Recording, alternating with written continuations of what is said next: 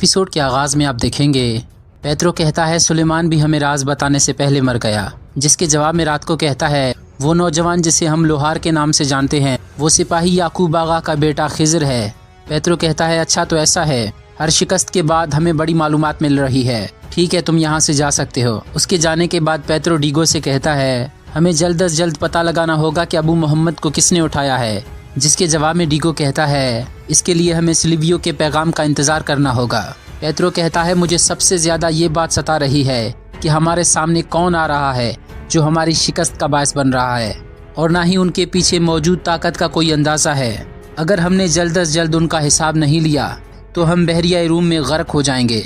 यहाँ शाहीन जाफ़र से कहता है हम ज़बरदस्त वार कर चुके हैं, मगर उरूज के खौफ से तुम्हारे तो औसान ही खता हो रहे हैं, अपने आप को कैदियों से छुपाते फिर रहे हो। जाफ़र कहता है मैं एहतियात कर रहा हूँ क्योंकि मैं आपकी तरह ताकतवर आदमी नहीं हूँ।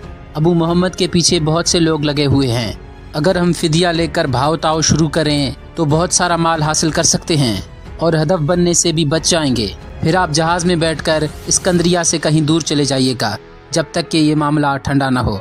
जिसके जवाब में शाहीन कहता है ना ही मैं इस्कंदरिया से जाऊंगा और ना ही अबू मोहम्मद का भाव ताव करूंगा, बल्कि मैं इंतज़ार करूंगा। यहाँ होरोज़ो वाले खाना खा रहे होते हैं। होरोज़ो खाना खा रहा होता है लेकिन वो दोनों खाना नहीं खा रहे होते। होरोज़ो कहता है डर की वजह से भूख नहीं लगती, ये मैं जानता हूँ, मगर तुम लोग फिक्र नहीं करो, बाबा उरूज हमें बचा लेंगे। इसी दौरान सिपाही आकर उन्हें दोबारा बांध देते हैं, लेकिन अबू मोहम्मद ने उस खाने से कुछ खाना अपनी मुट्ठी में उठा लिया होता है और फिर वो खाना उस रस्सी में लगा देता है। इसके बाद वो अपनी जेब की तरफ देखता है जिसमें एक चूहा होता है। यहाँ खिज़र इसहाक से कहता है मुझे समझ में नहीं आ रहा आगा, आप इस्कंदरिया जाने के लिए इतने बेचैन क्यों हैं? उरूज आगा की वजह से आप सालों तक वहाँ नहीं गए, लेकिन अब क्या हो गया? इसहाक कहता है तुम्हारी बात का क्या मतलब है? खिज़र कहता है आप इंतकाम के लिए जा रहे हैं। मैं अच्छी तरह जानता हूँ कि आपके दिमाग में क्या चल रहा है।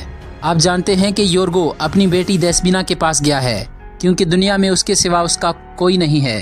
जिसके जवाब में इसहाक कहता है हमजा को मेरी आदत हो गई है, मैं सिर्फ उसकी वजह से आ रहा हूँ। यहाँ देस्बिना योर्गो से कहती है मुझे ये बात समझ में नहीं आ रही, इसहाक आगा कैसे कर सकते हैं ऐसा?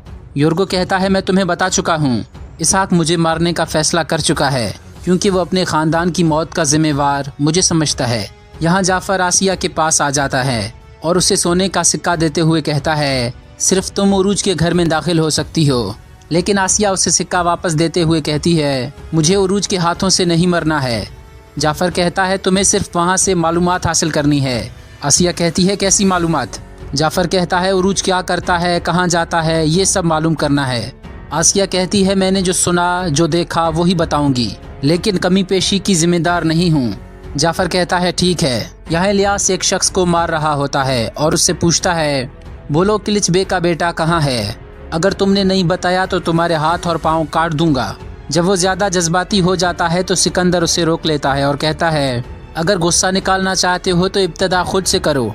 इलियास कहता है इन्हीं की वजह से हम सालों से कुछ नहीं कर पाए, जहाज़ हासिल नहीं कर पाए। सिकंदर कहता है हम अपनी मेहनत से जहाज़ हासिल करेंगे, लेकिन बाबा उरूज की इज्जत दागदार नहीं होनी चाहिए। यहाँ पेत्रो रात को से कहता है खबर मैदली से आई है या इस्कंदरिया से? रात को कहता है इस्कंदरिया से जनाब, अबू मोहम्मद का पता चल गया है। एक तरफ किलिच बे का बेटा शाहीन है और दूसरी तरफ उरूज नामी शख्स है। पेत्रो कहता है किलिच बे के बेटे को तो हम जानते हैं, मगर ये उरूज कौन है? रात को कहता है अभी कुछ दिन पहले उस पोसीडन नामी डाकू को कत्ल किया है। पेत्रो कहता है उसकी लाश देखी गई है? रात को कहता है नहीं जनाब, वो समंदर में डूब गया है। पेत्रो कहता है पोसीडन के हवाले से मालूमात हासिल करो। रात को कहता है वो तो मर चुका है। पेत्रो कहता है जो कहा है वैसा करो, आजकल मरने वाले जिंदा होकर लौट आते हैं। इसके बाद रात को कहता है उरूज का ताल्लुक भी मिदेली से ही है। ये सुनकर पेत्रो कहता है उरूज भी मिदेली से है और वो लोहार खिज़र भी मिदेली से, हमें मिदेली के राज जाहिर करने होंगे। रात को यहाँ हैराबाई उरूज के पास आ जाता है। उसे देखकर उरूज कहता है इंशाल्लाह अच्छी खबर लाए होगे हैराबाई। जिसके जवाब में हैराबाई कहता है किलिच बे के बेटे के ठिकाने का मालूम हो गया है, लेकिन शाहीन ने जहाँ पर पनाह ली हुई है वो जगह आप लोगों के लिए खतरनाक है। वो एक बड़े कबीले में है और वो कबीले वाले किलिच बे का एहतराम करते हैं। ये सुनकर उरूज इलियास से कहता है आदमियों को खबर करो, हम हरकत में आ रहे हैं। यहाँ शाहीन कैदियों के पास आ जाता है। उसे देखकर होरोज जो उसे उकसाने की कोशिश करता है, जिसे देखकर शाहीन कहता है, खुद को जहमत मत दो होरोज जो, मेरा तुम्हारे साथ लड़ने का कोई इरादा नहीं है। फिर वो अबू मोहम्मद से कहता है, अबू मोहम्मद तुम्हें किस चीज़ ने इतना अहम बनाया हुआ है? जिसके जवाब में अबू मोहम्मद कहता है, मुझे अहम बनाने वाली चीज़ है ज़िद। शाहीन कहता है, मैं पता लगा लूँगा। इसके बाद अगला दिन शुरू हो जाता है। योर्गो देस्पीना के घर से जा रहा होता है और उससे कहता है, होशियार रहना बेटी, ये लोग हमेशा से कातिल रहे हैं। वहीं खड़ी आसिया ये सब कुछ देख रही होती है। यहाँ उरूज अपने सिपाहियों के साथ उस कबीले में पहुँच जाता है। उसे देखकर शाहीन कहता है, बाबा उरूज, मेरी आंखें तो तुम्हारी इंतज़ार में लगी थी। उरूज कहता है, हम अपनी अमानत और साथी लेने आए हैं। शाहीन कहता है, चलो, अगर ले सकते हो तो ले लो। उरूज कहता है, मैं तुमसे मुकाबला करूँगा, लेकिन एक के मुकाबले में एक। जीतने वाला अबू मोहम्मद को लेकर रवाना हो जाएगा। शाहीन कहता है, मुझे पेशकश कबूल है। यहाँ अबू मोहम्मद कहता है, मैं कुछ देर में आज़ाद हो जाऊँगा, अलबत्ता तुम लोगों का अल्लाह ही मददगार है मेरे भाइयों। ये सुनकर होरोजो कहता है, लगता है कि सितारे देख देख कर पागल हो गया है, कैसे आज़ाद हो गए? ये सुनकर अबू मोहम्मद हंसने लग जाता है। नाजरीन, अबू मोहम्मद ने अपनी रस्सी में जो खाना लगाया था तो वही मौजूद चूहा उस खाने को खा रहा होता है और खाते खाते उस रस्सी को भी काट रहा होता है। यहाँ उरूज और शाहीन का मुकाबला शुरू हो जाता है।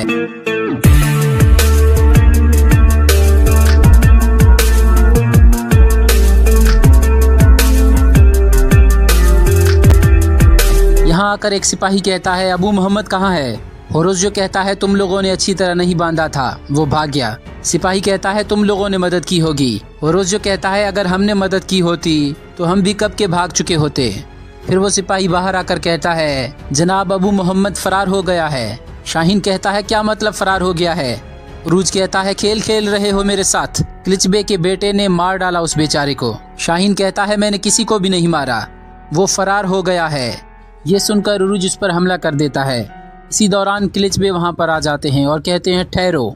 ये सुनकर वो दोनों रुक जाते हैं। क्लिचबे उरूज से कहते हैं, मैं जानता हूँ उरूज, मेरे बेटे का कसूर बड़ा है, अगर मेरा हक जानते हो तो इसे माफ़ कर दो।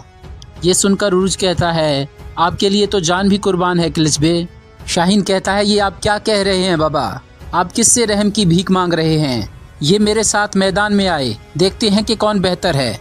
ये सुनकर क्लिचबे उसे काफ़ी बातें सुनाते हैं और फिर वो कहते हैं, काश के किसी मुस्तहिक शख्स को ये नाम दिया होता, तुम जैसे गैर मुस्तहिक को नहीं।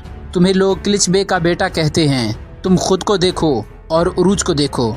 इसके बाद वो उरूज से कहते हैं, मेरे उरूज, अब से तुम मेरे हकीकी बेटे हो। फिर वो शाहीन की तरफ देखकर कहते हैं, और अब के बाद तुम क्लिचबे के बेटे नहीं, जाओ जलील लोगों के पास और उन्हें अपना ख़ानदान बनाओ। ये सुनकर वो बहुत शर्मसार हो रहा होता है। यहाँ खिज़र वाले एक जहाज़ में सवार होते हैं। इसके बाद खिज़र नीको से कहता है, इसाक आगा से नज़रें न हटने पाए तुम्हारी। नीको कहता है, खैरियत तो है मेरे भाई। खिज़र कहता है, इसाक आगा हमज़ा को अपने बेटे जैसा समझते हैं, लेकिन इस्कंदरिया आने का उनका सिर्फ यही सबब नहीं है। यहाँ रात को पेत्रो से कहता है, मिदेली से खबर आ चुकी है जनाब, खिज़र वाले जहाज़ पर चढ़कर मिदेली से रवाना हो चुके हैं। पेत्रो कहता है, इसका मतलब है कि वो इस्कंदरिया जा रहे हैं। अगर वहाँ जाल बिछाया जाए और खिज़र को गिरफ्तार कर लिया जाए तो सुलेमान से ना हासिल होने वाली किताब उससे हासिल हो सकती है। रात को कहता है, किताब उसके पास है। पेत्रो कहता है, उसी के पास है, मुझे पूरा यकीन है। पहले हम खिज़र से निमट लें, इसके बाद उरूज की बारी है। यहाँ शाहीन जाफ़र से कहता है, बाबा ने मुझे पत्थर की तरह नज़रअंदाज कर दिया, अब उनकी नज़रों में कभी अपनी जगह नहीं बना पाऊंगा। ये सुनकर जाफ़र कहता है, आज तक हम आपके हुक्म पर चले, इसी वजह से बाबा उरूज ने हर बार हमें शिकस्त से दो चार किया, लेकिन अब के बाद सब मेरी मर्जी के मुताबिक होगा। यहाँ हेरा भाई उरूज से कहता है, बाबा उरूज, वो उसे ढूंढ लेंगे ना? जिसके जवाब में उरूज कहता है, जो कुछ उसने होरोजो के साथ किया तो उसने उसे पागल बना दिया, वो उसे ढूंढ निकालेगा। हमने चारों तरफ आदमी फैला दिए हैं, ज्यादा दूर जाना मुश्किल है, वो यकीनन उसे ढूंढ लेंगे। यहाँ अबू मोहम्मद एक जगह बैठा आसमान की तरफ देख रहा होता है। इसी दौरान होरोजो और मूसा वहाँ पर आ जाते हैं। होरोजो कहता है, आसमान पर गौर करना पागलों की आदत है, सितारों की तरफ देख देख कर उनकी अक्लें उड़ गई हैं। ये सुनकर वो भागने की कोशिश करता है, लेकिन मूसा उसे पकड़ लेता है। होरोजो कहता है, पागल, मैंने तुमसे मोहब्बत की, लेकिन अब जुदाई का वक्त आ गया है, मैं तुम्हें बाबा उरूज के हवाले करूँगा। ये सुनकर अबू मोहम्मद कहता है, मैं तुम्हारा इंतज़ार कर रहा था। मूसा कहता है, ये कैसा इंतज़ार है, अगर मैं तुम्हें नहीं पकड़ता तुम भाग जाते। यहाँ आसिया दसबीना के पास आ जाती है। दसबीना पूछती है, क्या है, तुम किस लिए यहाँ पर आई हो?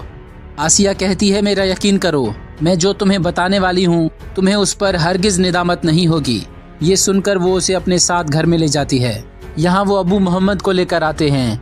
ये देखकर हैराबाई कहता है, उरूज बाबा, आपने बहुत तकलीफ उठाई है, लेकिन आपको इसका बदला मिलेगा। अबू मोहम्मद को देखकर इलियास उसे जोर से गले लगा लेता है। ये देखकर उरूज हंसने लग जाता है। इलियास कहता है, तुम लोग मुझे ऐसा क्यों देख रहे हो? जिन पैसों से हमें जहाज मिलने वाला है वो इस आदमी की मेहरबानी से है। अल्लाह ताला ने मेरी भाभी दसबीना की दुआ कबूल कर ली। यहाँ एक शख्स अपना चेहरा ढांपे सराय में पहुँच जाता है।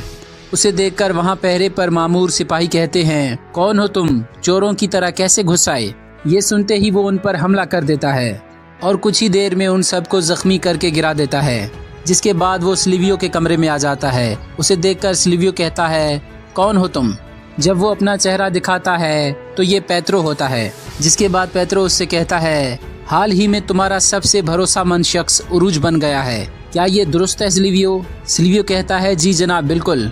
ये सुनते ही वो उस पर हमला कर देता है और अपनी चौबक से उसका गला घोटने लग जाता है। जिसके बाद पेत्रो कहता है, मेरे जैसे आदमी की वजूद की सिर्फ एक वजह है और वो है इस समंदर को मुसलमान मल्लाहों से पाक करना। तुम हमारा हदफ भूल गए हो क्या सिल्वियो? सिल्वियो कहता है, मैं नहीं भूला जनाब।